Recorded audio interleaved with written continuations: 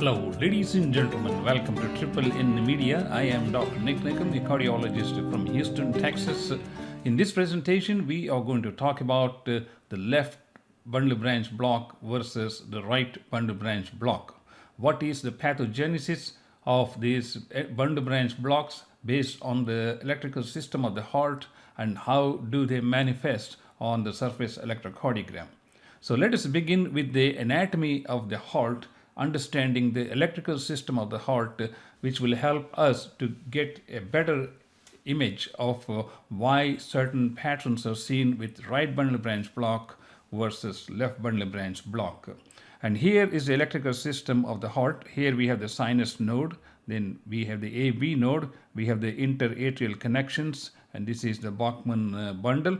Then after the AV node, we get the bundle of His, and the bundle of His divides into the right bundle branch and the left bundle branch. Before they divide, we get a small tiny branch known as the septal branch, which is not shown here.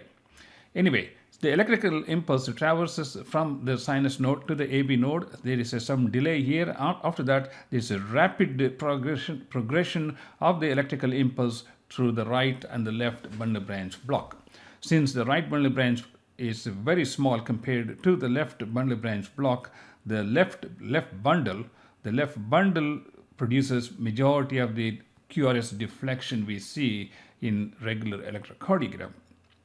In patients with right bundle branch block, the impulse comes through the AV node, the bundle of His, and then it activates the septum part initially. After that, it traverses to the left side of the heart through the intact left bundle.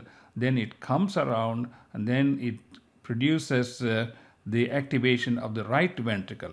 As a result of that, we see an initial R wave, which is due to the septal activation. Then the QRS complex goes towards the left side, so we get a negative deflection. Then towards the end of the cardiac cycle depolarization, we see a second deflection coming to the right side, causing an RS or prime in V1 and a tiny R, tiny Q or S in the V6 lead. This is right bundle branch block. So that's important to remember this. This rabbit ear or the RSR prime in V1 is characteristic of the right bundle branch block. On the other hand, if the left bundle is blocked here, then the impulse comes through the sinus node to the AV node, the bundle of His, and it goes through the right bundle, which is going to be activated. And after that, the impulse traverses through the myocardium slowly into the left side. As a result of that, in V1, we have a tiny activation of the septum with a tiny R wave. Then we have a pretty negative deflection here. After the right ventricular activation is over, we get a negative deflection in V1, and in V6, we see the QRS complex becoming wider, because the impulse has to first go through the right ventricle, and from there it is going through the muscle instead of the left bundle. That produces a prolonged QRS interval, giving a broad QRS morphology in V6. So let's look at the difference between V1 in right bundle branch block and left bundle branch block.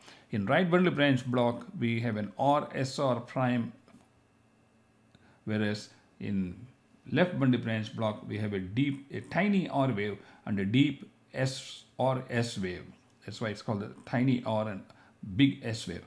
Whereas in V6, we have like a small Q, a large R wave, and a small S, which is sort of a mirror image of what we are seeing here, and that is in V6. Whereas in the left bundle, we see a very broad QRS duration, just basically R wave. We don't even see the Q wave or the S waves.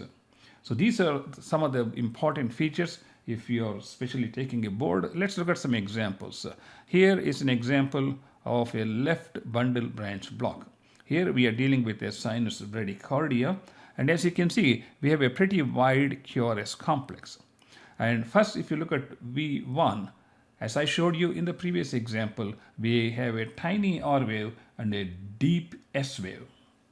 When you see this pattern and the QRS interval is greater than 120 milliseconds or 3 boxes, small boxes, then you think about left bundle branch block. And if you look at lead 1, ABL, V5 to V6, you see this broad QRS complexes with delayed intrinsicoid deflection. That means it takes longer time to activate the left side of the heart compared to the right side of the heart in patients with left bundle branch block. Along with that, we could have left axis deviation, which means related to the left anterior hemiblock in addition to the left bundle branch block. But let's not confuse that. And whenever you see a patient with a left bundle branch block, there are a few other things that we may come across, and that is the STT changes may be in the opposite direction of the bundle branch block. So here they look upright, and sometimes they may be abnormal if they look upright. In addition to that, we get very deep negative S waves in the anterior leads in patients with left bundle branch block. And we'll see an example of a right bundle branch block, then you'll see the difference. So some of the features are wide QRS with like a biphasic one due to the activation of the right ventricle. The second one, delayed one, the activation of the left ventricle. In one AVL, V5, V6, we see deep S waves in V1, V2, V3, and the duration of the QRS interval is going to be more than 120 milliseconds. Now let's look at an example of a right bundle branch block. In case of a right bundle branch block, we see a terminal rounded S wave. Just by looking at lead 1, you should be able to say you're dealing with a right bundle branch block by this. I don't know if okay, here you can see my arrow here. If you see a slurred S wave in V1, or you're not seeing that in V1, that itself should be an indication that you are dealing with the right bundle branch block. Similarly, you may see a slurred S wave here in V5, V6. But the characteristic feature just in lead 1, we haven't even gone to V1 and V6. So if you see a slurred S wave and prolongation of the QRS interval beyond 110 milliseconds, you think about right bundle branch block.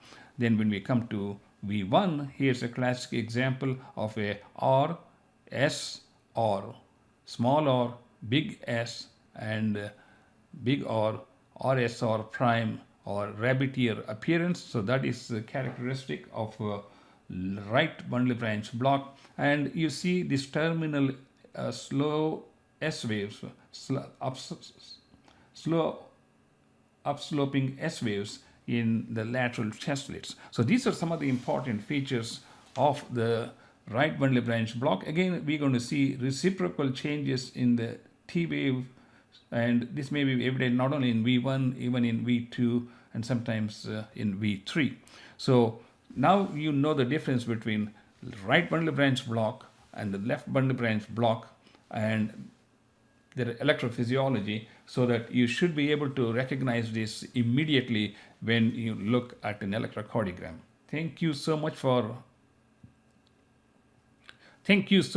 watching this presentation on left bundle branch block versus right bundle branch block. I am Dr. Nik Nikam.